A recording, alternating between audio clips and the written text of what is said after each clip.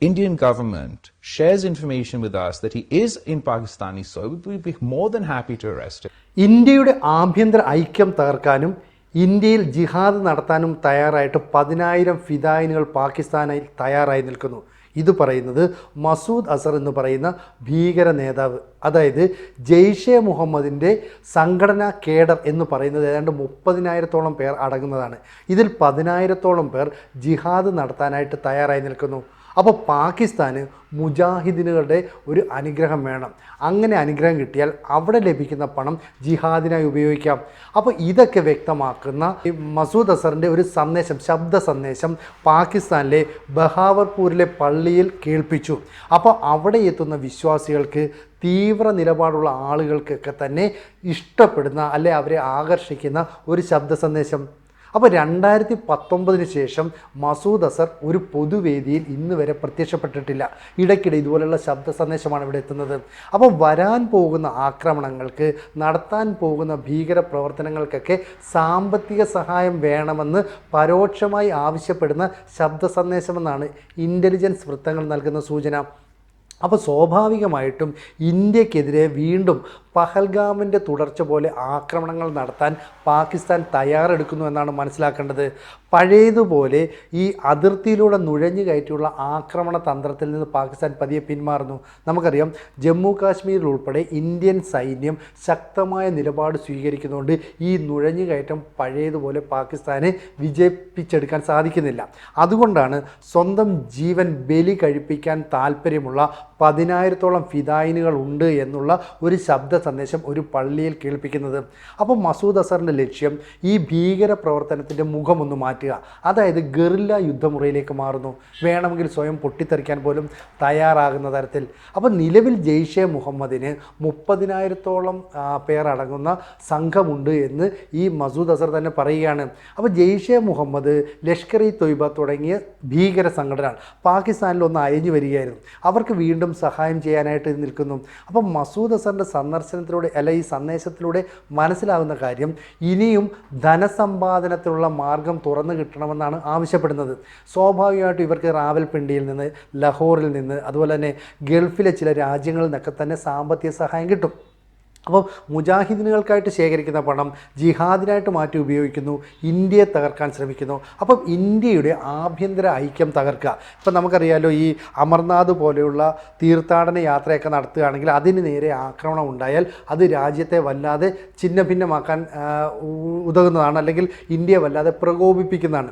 അത്തരം നീക്കമാണ് നടത്താൻ പോകുന്നത്. അപ്പോൾ കാലാകാലങ്ങളായിട്ട് ഇന്ത്യക്കെതിരെ നടത്തുന്ന ആക്രമണ പ്രവർത്തനങ്ങളുടെ ഒരു സൂത്രധാരനാണ് ഈ മസൂദ് അസദ്.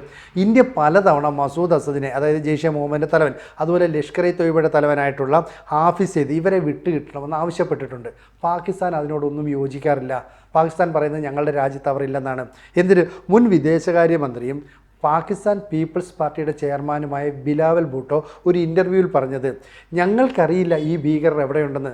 മസൂദ് അസറും ഹാഫിസ് സയ്യിദുമൊക്കെ എവിടെയുണ്ടെന്ന് ന്യൂഡൽഹിക്ക് അറിയാമെങ്കിൽ അവർ ചൂണ്ടിക്കാണിക്കുക ഇന്ന സ്ഥലത്തുണ്ടെന്ന്. അങ്ങനെയാണെങ്കിൽ ഞങ്ങളുടെ രാജ്യം അവരെ പിടിച്ച് ഇന്ത്യക്ക് നൽകാം. ഒരു ഇൻ്റർവ്യൂവിൽ പറയുന്ന കാര്യമാണ്.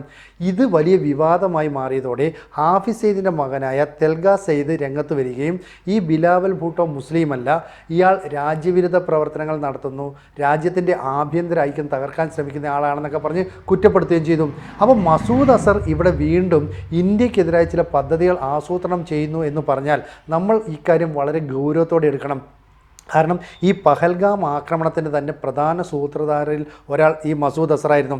അതുകൊണ്ടാണ് നമ്മൾ പിന്നീട് ഈ സിന്ദൂർ ഓപ്പറേഷനിലൂടെ പാകിസ്ഥാൻ്റെ ഭീകര പരിശീലന കേന്ദ്രങ്ങൾക്ക് നേരെ ആക്രമണം നടത്തിയത്.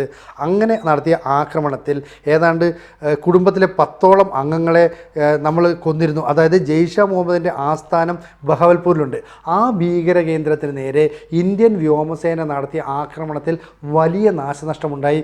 മസൂദ് അസറിൻ്റെ കുടുംബത്തിൽപ്പെട്ട 10 പേർ കൊല്ലപ്പെട്ടു. ഇത് മസൂദ് അസർ തന്നെ പരസ്യമായിട്ട് സമ്മതിച്ച ഒരു കാര്യമാണ്. അതുകൊണ്ട് അയാൾക്ക് ഇന്ത്യയോടുള്ള വിരോധം കൂടും. മാത്രമല്ല 26/11 മുംബൈ ആക്രമണം, ഇതിൻ്റെ സൂത്രധാരനും മസൂദ് അസറായിരുന്നു. 2001 നടന്ന പാർലമെൻറ്റ് ആക്രമണം, 2016 പത്താൻകോട്ട് ആക്രമണം, 2019 പുൽവാമ ആക്രമണം, ഇതിലൊക്കെ തന്നെ ചരട് വലിച്ച മസൂദ് അസർ പാകിസ്ഥാനിൽ ഇല്ല എന്നാണ് ആ ഭരണകൂടം എപ്പോഴും പറയുന്നത്. അതായത് ഐക്യരാഷ്ട്രസഭ പോലും ഭീകരനാണെന്ന് പ്രഖ്യാപിച്ച മസൂദ് അസറിനെ ഇപ്പോഴും അൽ-ഖ്വയ്ദ പോലെയുള്ള ഭീകര സംഘടനകൾ പാകിസ്ഥാനിൽ സംരക്ഷിച്ചു നിർത്തുന്നു എന്നാണ് വിവരങ്ങൾ പുറത്തു വരുന്നത്. പക്ഷേ ഇയാൾ അവിടെ ഇല്ല എന്നുള്ള നിലപാട് പാകിസ്ഥാൻ വീണ്ടും വീണ്ടും ആവർത്തിക്കുന്നു. നമുക്ക് ഇയാളെ വിട്ടുകിട്ടണം, അതുപോലെ തന്നെ ഹാഫിസ് സയ്യിദിനെ വേണം എന്നാവശ്യപ്പെട്ട് 2023 ഔദ്യോഗികമായി പാകിസ്ഥാനോട് ആവശ്യപ്പെട്ടു. അന്ന് പാകിസ്ഥാൻ പറഞ്ഞു ഇന്ത്യയുടെ റിക്വസ്റ്റൊക്കെ ഞങ്ങൾക്ക് കിട്ടി, പക്ഷേ യാതൊരു നിവൃത്തിയുമില്ല അങ്ങനെ ചെയ്യാൻ. കാരണം കുറ്റവാളികളെ കൈമാറുന്നത് സംബന്ധിച്ച് ഇന്ത്യയും പാകിസ്ഥാനും തമ്മിൽ കരാറോ ഉടമ്പടിയൊന്നുമില്ല. അതുകൊണ്ട് തന്നെ നമ്മൾ ആവശ്യപ്പെട്ടാൽ ഉടനെ ഇയാളെ തിരിച്ചു നൽകണമെന്നൊന്നുമില്ല. അപ്പോൾ ഇയാൾ എങ്ങനെ രക്ഷപ്പെട്ടു എന്നറിയണം. അതായത് IC-814 എന്ന് പറഞ്ഞ എയർ ഇന്ത്യയുടെ വിമാനം 1999 കുറേ ഭീകരർ ഹൈജാക്ക് ചെയ്തിരുന്നു. എന്നിട്ട് ഇത് കാണ്ഡഹാറിൽ കൊണ്ടിറക്കി. അവരുടെ ആവശ്യം ഇന്ത്യൻ ജയിലിൽ കഴിയുന്ന മസൂദ് അസർ ഉൾപ്പെടെയുള്ള ഭീകരന്മാരെ വിട്ടു നൽകണമെന്നായിരുന്നു. അങ്ങനെ നമ്മൾ വിട്ടു നൽകിയ ഭീകരനാണ് ഈ മസൂദ് അസർ. പക്ഷേ ഇയാൾ 2019 ശേഷം പൊതുവേദിയിലൊന്നും തന്നെ പ്രത്യക്ഷപ്പെടാതിരിക്കുകയാണ്. ഇപ്പോൾ 10,000 ഫിദായിനുകളെ സജ്ജമാക്കിക്കൊണ്ട് ഇന്ത്യക്കെതിരെ ജിഹാദ് നടത്താൻ തയ്യാറാണ്, അതിന് സജ്ജമായിക്കൊണ്ടിരിക്കുന്നു എന്ന ശബ്ദ സന്ദേശം. അപ്പോൾ സ്ലീപ്പർ സെല്ലുകളെയൊക്കെ ഒന്ന് പുനരുജ്ജീവിപ്പിക്കാനുള്ള ഒരു സന്ദേശമായിട്ട് ഇതിനെ ഇൻ്റലിജൻസ് വൃത്തങ്ങൾ കാണുന്നു. കാരണം ഈ ഓപ്പറേഷൻ സിന്ദൂറിന് ശേഷം ലഷ്കർ-ഇ-തൊയ്ബ, അതുപോലെ തന്നെ ജെയ്ഷെ മുഹമ്മദ് തുടങ്ങിയ പ്രവർത്തകരെല്ലാം തന്നെ ഛിന്ന ഭിന്നമായി പോയി. പലയിടത്തും സ്ലീപ്പർ സെല്ലുകൾ മാത്രമേ ഉണ്ടായിരുന്നുള്ളൂ. ഇനി അവരെ വീണ്ടും പുനരുജ്ജീവിപ്പിച്ചുകൊണ്ടുവരണം.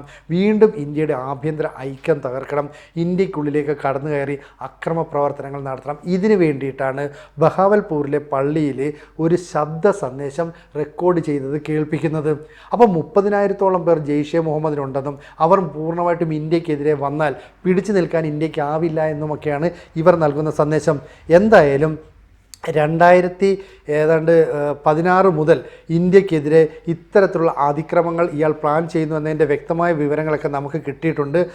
അതായത് ഇപ്പോൾ ഔദ്യോഗികമായ നമ്മൾ ആവശ്യം പാകിസ്ഥാന് മുന്നിൽ ഉന്നയിച്ചിട്ടും അവർ അത് തള്ളിക്കളയുകയായിരുന്നു. എന്തായാലും മുജാഹിദീന് ധനസഹായം നൽകുക എന്നുള്ള ആവശ്യം ഇപ്പോൾ ഈ മസൂദ് അസർ മുന്നോട്ട് വെക്കുന്നത് വരാനിരിക്കുന്ന ആക്രമണങ്ങൾക്ക് കൂടുതൽ പണം വേണം എന്ന സന്ദേശം കൃത്യമായ ചില സ്ഥലങ്ങളിലേക്ക് എത്തിക്കാൻ വേണ്ടിയിട്ടാണ്. ജിഹാദിന് തയ്യാറായി നിൽക്കുന്ന 10,000 ഫിദായിനുകൾക്ക് വേണ്ട സാമ്പത്തിക സൈനിക സഹായങ്ങളൊക്കെ നൽകേണ്ടി വരും. അതുകൊണ്ട് സ്ലീപ്പർ സെൽസ് എല്ലാം തന്നെ ഉണർന്ന് പ്രവർത്തിക്കണം. നിങ്ങൾക്ക് പിന്തുണയുമായിട്ട് ഞങ്ങളുണ്ട്. പാകിസ്ഥാൻ ഗവൺമെൻറ് എല്ലായ്പ്പോഴും ഇത്തരത്തിലുള്ള ഭീകര പ്രവർത്തനങ്ങൾക്ക് പിന്തുണ നൽകുന്നതാണ് എന്നൊരു സന്ദേശം കൂടി ഇയാൾ മുന്നോട്ട് വെക്കുന്നു. ചുരുക്കം പറഞ്ഞാൽ ഈ മസൂദ് അസറിന് ഇന്ത്യയോടുള്ള വിരോധം ഇപ്പോൾ കൂടി നിൽക്കുന്നു. കാരണം അയാളുടെ കുടുംബത്തിലെ 10 പേരെയാണ് ഓപ്പറേഷൻ സിന്ദൂരിലൂടെ നമ്മൾ കൊലപ്പെടുത്തിയത്. അതുകൊണ്ടാണ് ജെയ്ഷെ മുഹമ്മദ് അസ്തമിച്ചിട്ടില്ലെന്നും ഞങ്ങൾ ഇന്ത്യയിലേക്ക് ഗറില്ല യുദ്ധമുറയുമായി വരുമെന്നുമുള്ള ഒരു ഭീഷണി ഇപ്പോൾ ഉയർത്തിയിരിക്കുന്നത്. എന്തായാലും ഈ പ്രതീകാത്മക ഭീഷണി എന്ന് പറയുന്നത് ഇന്ത്യയിൽ ആധിപത്യം സ്ഥാപിക്കാനുള്ള പാകിസ്ഥാനിലെ ഭീകര സംഘടനകളുടെ ശ്രമമാണെന്ന് ഇന്ത്യൻ ഭരണകൂടവും തിരിച്ചറിഞ്ഞിട്ടുണ്ട്. അതുകൊണ്ട് തന്നെ മസൂദ് അസറിൻ്റെ ഈ ഭീഷണിയെ വളരെ ഗൗരവത്തോടെ നമ്മൾ കാണുന്നുണ്ട്. വളരെ ഗൗരവത്തിൽ ഇതിനുള്ള മറുപടിയും ഉണ്ടാകും. ഏതെങ്കിലും തരത്തിൽ ഇനി പഹൽഗാം പോലെയുള്ള ഒരു ഭീകരാക്രമണത്തിന് തയ്യാറെടുക്കുകയോ അത്തരം പ്രകോപനങ്ങൾ ഉണ്ടാവുകയോ ചെയ്താൽ പോലും നമ്മൾ അതൊരു യുദ്ധപ്രഖ്യാപനമായി കാണുമെന്ന് ഇന്ത്യൻ പ്രധാനമന്ത്രി നരേന്ദ്രമോദി തന്നെ നേരത്തെ പ്രഖ്യാപിച്ചതാണ്. അതുകൊണ്ട് പാകിസ്ഥാൻ അത്തരമൊരു തയ്യാറെടുപ്പ് നടത്തുക എന്ന് പറഞ്ഞാൽ ഓപ്പറേഷൻ സിന്ദൂറിൻ്റെ 2ാം ഘട്ടം ആരംഭിക്കുന്നു എന്നാണ് മനസ്സിലാക്കാൻ കഴിയുന്നത്. അങ്ങനെ മനസ്സിലാക്കി കൊടുക്കാൻ ഇന്ത്യൻ ഭരണകൂടവും സജ്ജമാണെന്ന കാര്യം പാകിസ്ഥാൻ ഓർത്തിരിക്കുന്നത് നല്ലതാണ്.